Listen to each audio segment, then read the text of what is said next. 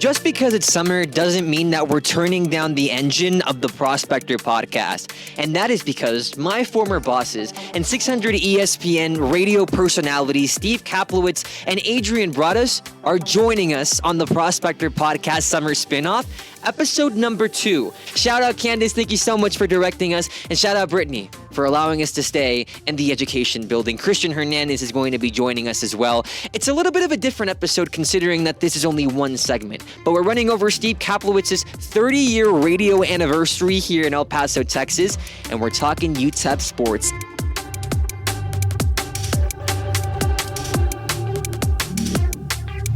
We have somehow survived episode number 1 of the Prospector Podcast Summer Spinoff.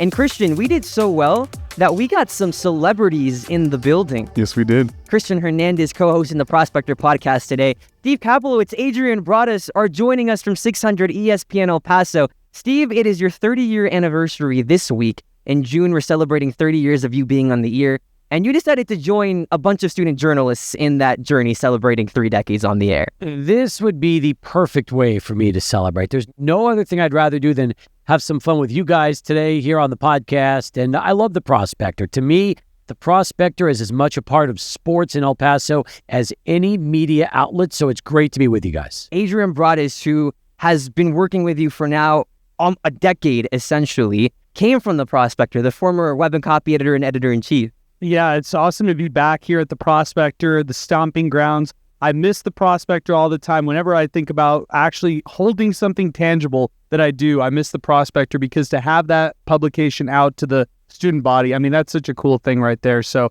never took my time there for granted, and great to be back with you guys. And you guys do a great job. We appreciate it. The first thing I think that we should talk about is essentially the shock coming in, seeing this podcast room. Steve, you loved it. The amount of money that's been put in the University of Texas at El Paso. Yeah. And Adrian, you were shocked by the fact that this is in the back of the Prospector office. I know, man. The fact that we're not doing this with 3 bad mics. These are nice quality mics. You guys have quality equipment over here. You got about 3-person group who's putting all this together.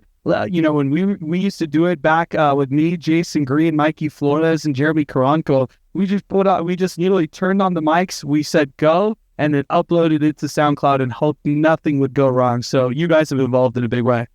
I think the first big thing that we need to hit on is the fact that Steve Kaplowitz, 30 years on air in El Paso. Steve, can you just tell us about your journey from going to UT Austin, coming back to El Paso, starting off on KLAQ shows, and finally finding your footing in sports talk, and ever since holding that position? Sure. I mean, I'll say this. The time has flown by. I feel like it was just yesterday I got started in this business. I went to UT after going to Coronado High. I was started in print journalism at Coronado, and then thought I would be doing that at UT. But when they told me that all I would be doing is ripping scores off and not getting a chance to write for the first year, I said, let me see what else is out there. And that's when I discovered student radio at UT. Did a very similar type of student sports show for radio for 3 years on the campus, and then started here, in the summer of 1995, before most of you were born, if not all of you were born.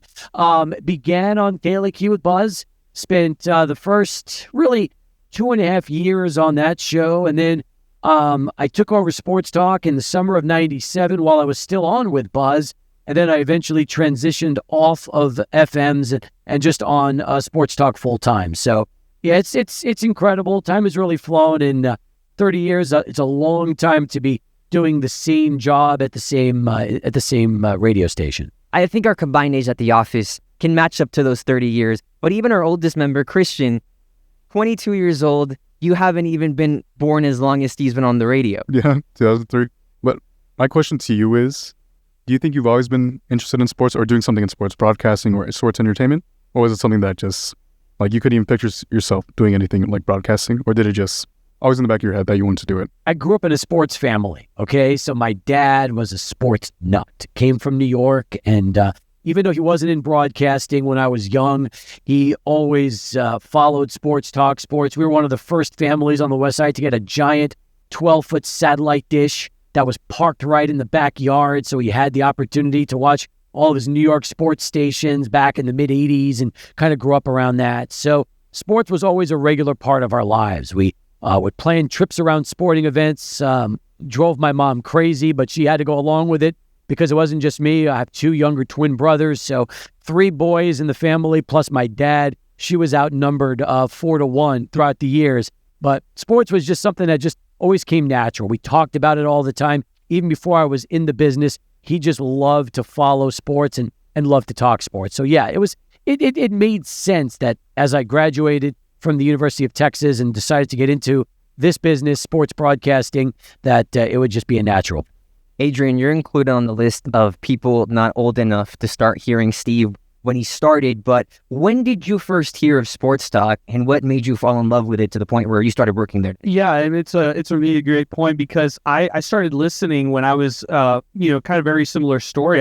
As to Steve, my dad would play the radio in the car. I would listen to all of either minor talk, sports talk growing up. I also loved reading the newspaper. So when I was kind of growing up, really enjoyed, kind of the El Paso Times, the local sporting approach. But I always loved how sports talk and Steve made El Paso and local sports feel like national stories. I felt like to shine a light on El Paso, which is sometimes the underdog, right? Sometimes we're forgotten about at times here in El Paso. Our sports are forgotten about. Our athletes are forgotten about.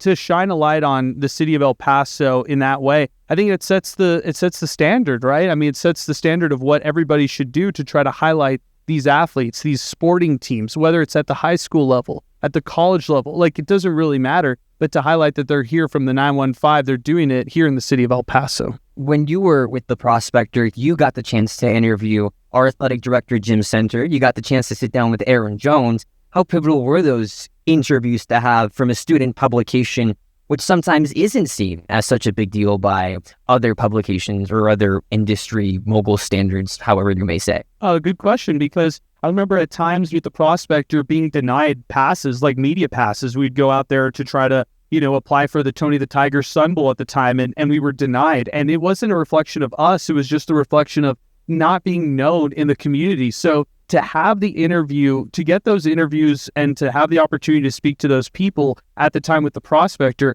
I felt like it was a reflection of hard work that we tried to put in to just be at the seat of the table. And, we didn't even have a seat. We just tried to create our own chair at the table and then throw ourselves into that mix and into that conversation. So, I mean, it was little things. It was being around practice, hanging around practice late after everybody left and asking questions to people, asking questions to people who are already in the media, asking questions to athletes, both on and off the record. I mean, you go to classes with these people on a day-to-day basis, guys. Like, you have direct access to these athletes like none of us in the media now have access to. You guys have the advantage over us, in a sense. And I feel like that was my big thing of, whenever I was at the Prospector to show, no, we're students, yeah. But we also take this really seriously. We want to be in this profession long-term, and this is how we want to do things. So let me piggyback off of that for a second, because while he was at the Prospector getting denied by the Tony the Tiger Sun Bowl, I was doing a student-run radio station at the University of Texas, which was an alternative rock station. But we did a sports radio show, and because we were at the University of Texas, I would apply to the San Antonio Spurs, get credentialed. I would apply to the Dallas Stars when they first came around, get credentialed. We would go to Florida and Arizona spring training, get credentialed. They always credentialed us. So I got hooked on this business at a very young age, because here I was going to Spurs games, sitting courtside on the media row, and behind me are people paying hundreds of dollars for their tickets. We were paying nothing. And I'm like, this is the greatest life ever, because you realize you get to watch what you want to watch. You have the best seats in the house. You get locker room access before and after games. It was such an easy decision to want to do this because, yeah, they took great care of us at the University of Texas, something they should have been doing here at UTEP for you. And hopefully that's something that now the Prospector has that seat at the table. And whenever you want to go cover something, you'll have the opportunity to get in. Well, Kristian, you're now in that position as sports editor in charge of the credentials. Pretty hard time starting, at least when it comes to emails responding. How do you think stuff makes it easier to get that seat at the table with student media? Well, I look back on when Sophia was sports editor and how it was a very seamless job for her. Like, she was able to get it like that. Like, I really rarely had to worry about getting an email. Like, the only time I didn't get approved is because we didn't receive our approval emails and we actually had our beta passes ready to go. I remember the first week we were trying to get the locomotive on and I just did not get an email. I was freaking out. I was like, what's happening here? And it's like, hey, how's it going? And they're like, oh, we're sending out confirmation tomorrow. I didn't hear anything back tomorrow. I'm like, okay, now it means I have no story. I don't know what I'm going to do. But now, moving into everything, just learning how everything's going to go. And for July 4th, we're planning to set up interviews and things. Got those credentials. Did you get your credential? I did. We did. We got the emails. Thank you. Great job. Great job, guys. Congratulations. You are invited on the podcast any day. Before we get into UTEP sports and the state of athletics here, Steve, I want to ask you one more question in regards to your anniversary. That is, before hosting Sports Talk, you started off in a morning show. That change from morning show to exclusively sports, was it hard in any way? What did you have to do to adapt? And in a way, was it a better transition than starting off on a morning show? So while I worked on the morning show, we were eventually given the opportunity to do a Saturday show, okay? So we started a Saturday talk show called Crunch Time back in the mid-90s that began in a radio station closet, which is how we started, right? But we had the opportunity, even though it was once a week, to do a show that kind of gave me the opportunity to springboard into the afternoon drive show. I had ideas of what I wanted to do, and I just had to patiently bide my time and wait, and that was it. And then eventually, when KROD lost the UTEP rights to carry the games, and John Teicher went to, at the time, Clear Channel, to the other stations to do the games, they were looking for a replacement host for Sports Talk. And that's how I was given the opportunity. Up until that point, I was doing hockey play-by-play for the Buzzards when I wasn't on the air in the mornings. And I was working with Duke Keith at the time, who's now the longtime voice of hockey in El Paso. And I remember sitting down with my general manager, and he said, you have a choice. You can either be the voice of hockey or the voice of Sports Talk. You can't do both. So pick the one you want to do. So I said, okay, I want to do Sports Talk. Duke became the voice of Buzzards hockey, something he still to this day has with the Rhinos, along with Locomotive, along with UTEP and every other job. Duke basically became the play-by-play voice of El Paso outside of John Teicher and Tim Haggerty, and I kind of settled into that Sports Talk role. But believe it or not, guys, I knew from the very beginning how I wanted that show to operate, what we wanted to do, and clearly over the years, it's changed a little bit, but I feel really good that it did not take long to really execute what we were trying to do for El Paso Sports Radio, which was make El Paso feel like a big-time show. We wanted to bring the same guests on Sports Talk that you would hear on ESPN Radio, all the national shows, but we would give El Pasoans the opportunity to have that here in your own backyard. That is truly amazing, and that is true. Multiple national play-by-play voices have been guests on the show, simultaneously coaches constantly joining Sports Talk, authors of nationally recognized books. But Adrian, from your days as student media, Steve, as your years as a professional, has the amount of communication given from UTEP athletics towards those covering sports, has that changed? Oh, dramatically, right? And drastically. I mean, now these different programs and these different organizations, they even have their own people who do media for them, right? It used to be just one sports information director per sport. Now you're talking about videographers, you're talking about photographers, you're talking about people who are directing content inside the programs. And that's like football hiring these people. That's like men's basketball hiring these people, you know, and the way that it's covered, the way that things have changed, it's the internet just exploding. The fact that anybody could be a content creator on social media and talk about these teams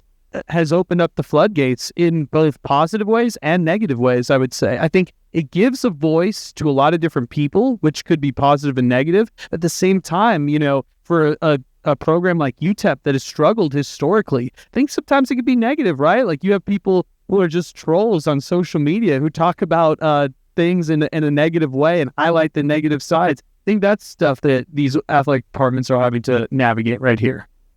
I agree with that. I feel like now also UTEP can control their own content. They have their own podcast that they can host right now, whether it's individuals inside the different athletic departments. John Teicher has his own podcast. Thanks to the growth of social media and the internet, it's made this much more readily available than when we first started. It used to be that when we went on the air at 3 or 4 o'clock in the afternoon, that's how people found their information out. They knew everything when we started the show and we started talking about the big news of the day. By the time we get on the radio right now, chances are everybody's already heard the big stories of each of the day. Occasionally, we get to break a story and a big one, and that's always a great thrill. But for the most part, we are often recapping stories that are maybe minutes, hours, or days old that most people have heard about long ago. And I think that's the biggest difference right now, is still trying to engage our listening audience, even though they often will come into that radio show knowing the topics we're going to be talking about.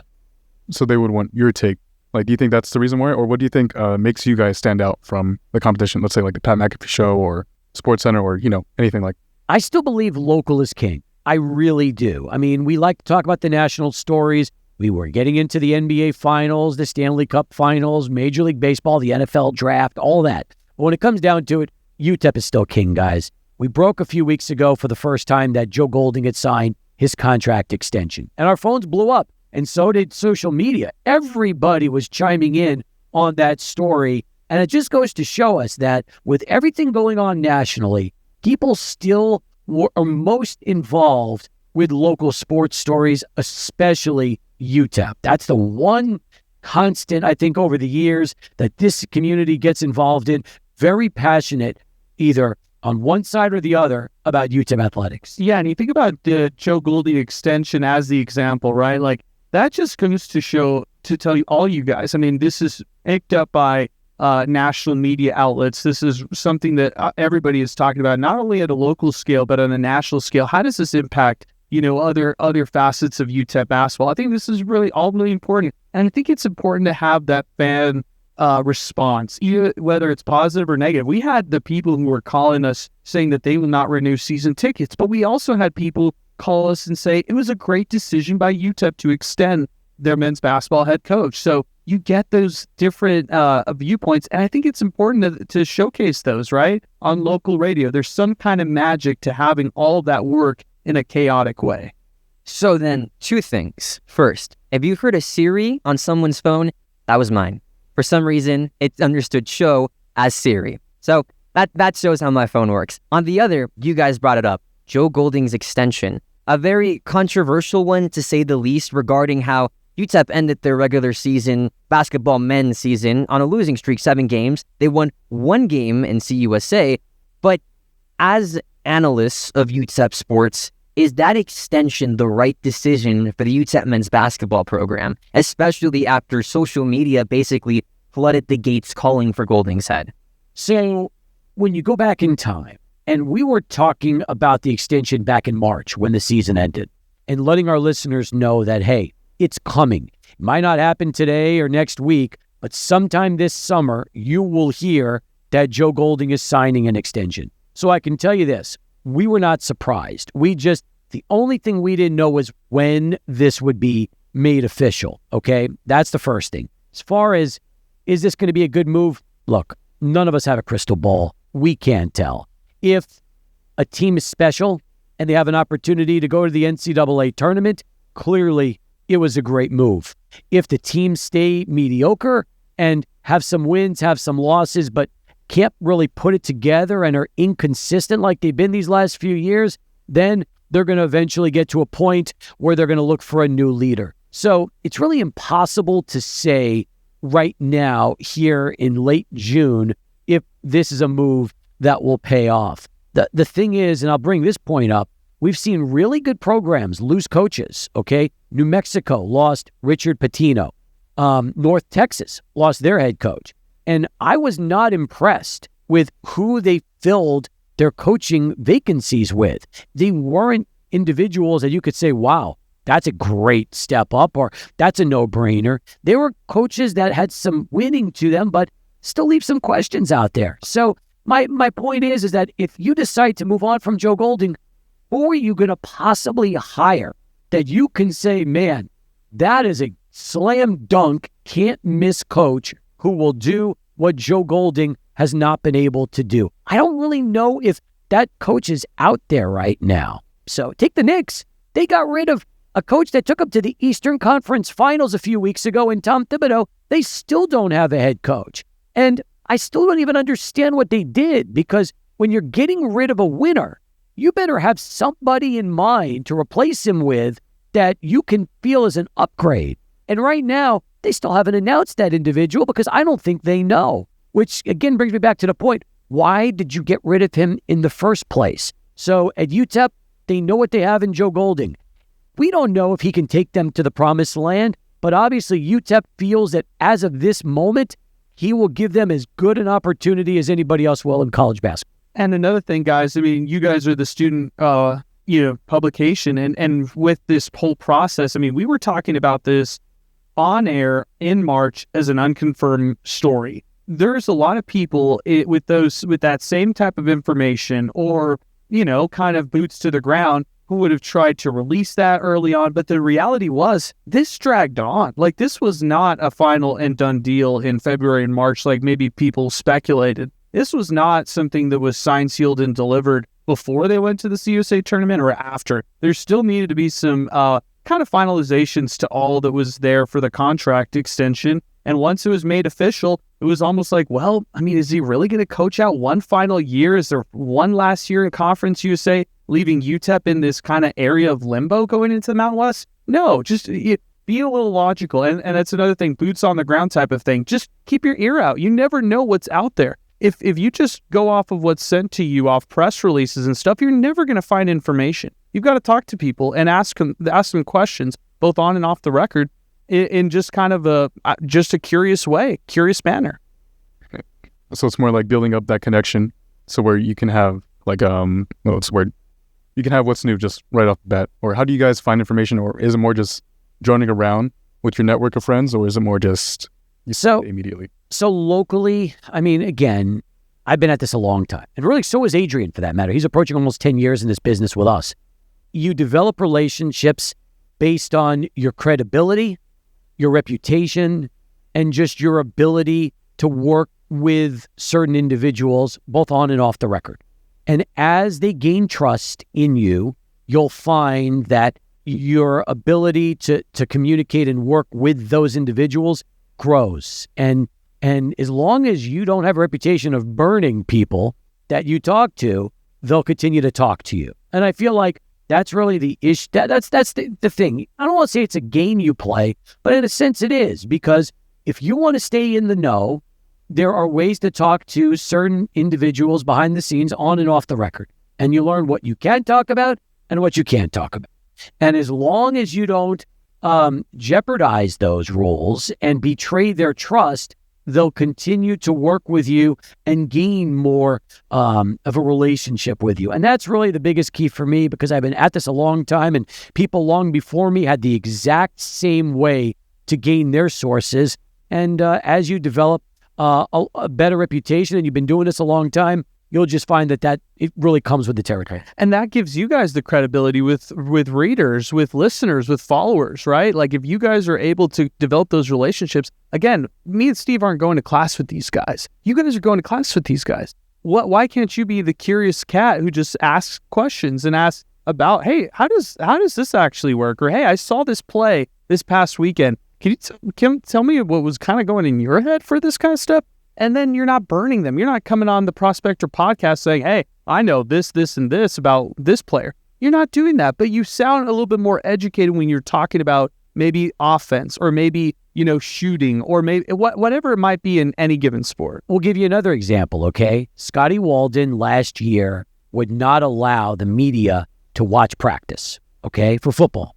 So when people would call us up and ask us what's happening with the football team, we would say, your guess is as good as ours, because until we show up and watch the games, we don't know, because we weren't able to be there to watch. Well, we just found out over the summer that they're changing that policy, and now they're going to allow media to attend practice, not allowed to share depth charts and other schemes and information because they don't want to give away their game plans. But at least now, when we watch practice, we can see things, so we can talk more intelligently about certain players and about the team and what we've seen, so that when games happen, we're not as in the dark as we were last year. And I'm happy that Scotty Walden's making that change, because the truth is, media should be allowed, and he's giving them the opportunity to now gain his trust, which, we would have liked that from the get-go. But hey, now we're a year into it. We at least have the opportunity to help work with them and help them really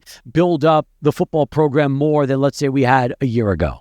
Joe Golding's basketball extension is going up until 2028. They'll already be in the Mountain West. But depending on how the season went this prior time, and especially with the amount that UTEP lost in the transfer portal, is next season for UTEP men's basketball at all looking optimistic? Again, I haven't seen them practice yet and play. And last season, we were very optimistic. They brought the whole team back, right? They went to the championship game. And then they added a couple of key components to replace the guys they lost, and we all figured top 3 team. And they looked like it until 2 months left in the season when things turned sour and they never recovered. So it's so easy to ask that question. And the answer is, we could see them now. We could see them in November. We could see them in January. But the truth is, until we're deeper into conference play, see what they're like in February, which has been a very difficult month for Joe Golding, and March, you really don't know for sure what you have. But I will tell you this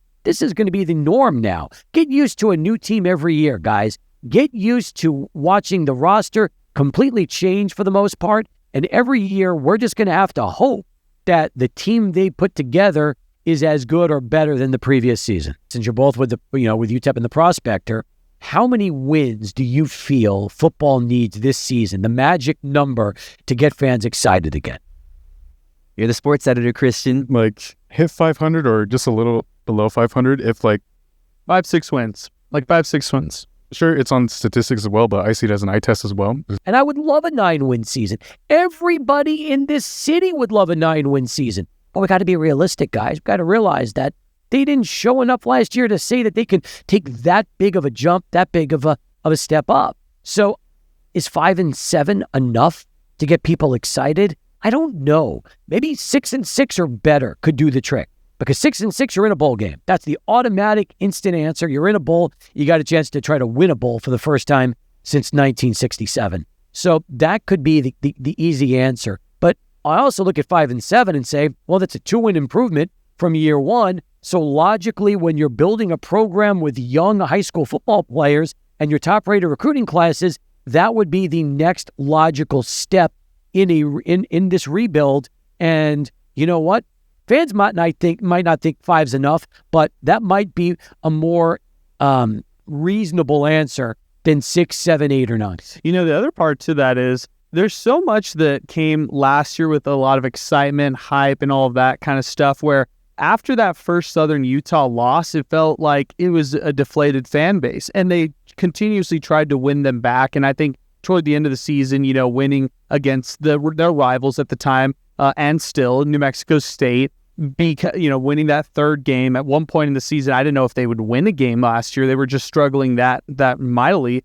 And now you look and you turn the page, like you were asking, Sebastian. Look, they've got hype around this team. People around the organization think that there's some promise, and I think there is some promise right there. But when can you generate the hype, or how do you translate the hype, excitement into wins, which at the end of the day, that's what you're judged by? Steve, what made Adrian stand out as a contender to be your co-host in Sports Talk, and what has been the factor that has allowed him to stay there for now nearly a decade? Well, first off, I ignored his direct message on Facebook at Franklin High School. He sent a message to me about how he really wanted to work with us and come in and intern. And truth be told, I don't use Facebook during the course of my day. I only use the messenger part of Facebook to screen phone calls. That's it.